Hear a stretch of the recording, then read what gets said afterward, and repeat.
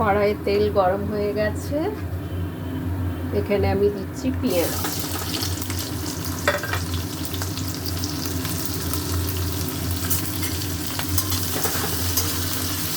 পেঁয়াজগুলো ভালো করে ভাজা ভাজা করতে। পেঁয়াজ ভাজা হচ্ছে, এতে আছে জিরে, শুকনো লঙ্কা, মানে লাল মির্চ, ঝাল মির্চ আর গরম মশলার গুঁড়ো সব দিয়েছি এতে, খালি আদা বাদ দিয়ে। আদা দিলে পারে কারিটা বেশিক্ষণ ঠিক থাকে না। সরি,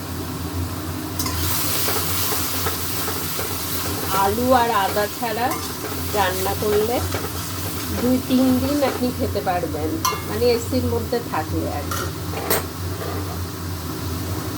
এটা ভালো করে কষে নেব। মশলা কষা হচ্ছে, এতে দিচ্ছি ঘি। এই রান্নাটা কিন্তু আমি নিজে মন থেকে করছি।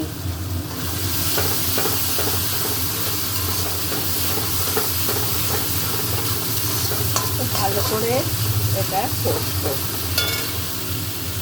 কষার পর এই ক্যাপসিকাম দিয়ে দিলাম।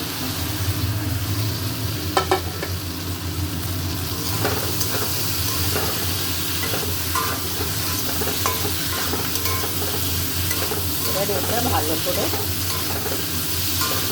কষবো।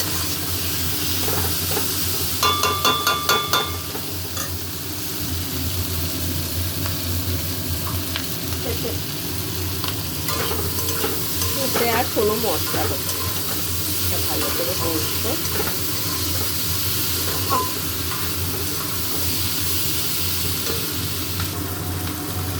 খুব ভালো করে কষা হয়ে গেছে, এবারে গরম জল দিচ্ছি। বেশি দেবো না, একদমই মাখা মাখা এটা করবো।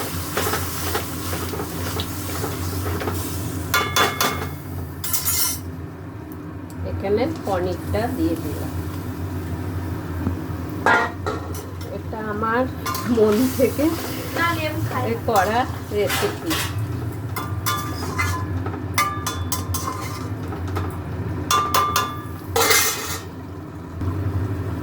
এখানে বেশি না, 2-4টে চিনি ছড়িয়ে দিলাম।